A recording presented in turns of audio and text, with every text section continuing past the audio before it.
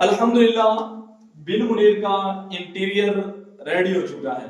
इंशाल्लाह कुछ ही दिनों में आप रंग रोगन भी देखेंगे और खूबसूरती भी देखेंगे। फिर इंशाल्लाह कुछ ही दिनों के अंदर यहाँ पर आपको इस्लामिक वैरायटीज नजर आएंगी, कैप्स, इतर, परफ्यूम्स और इसके अलावा इस्लामिक वैरायटीज जो होती हैं इमाम शरीफ चादरें, वो इंशाल्लाह नजर आएंगी आपको। और उलमा कराम के लिए, दीन के तलबा कराम के लिए, दीन के साथ ताल्लुक रखने वाले जितने भी हमारे दीनी काम के इस्लामी भाई हैं, सब के लिए खुसूसी ऑफर इंशाल्लाह लगाएंगे।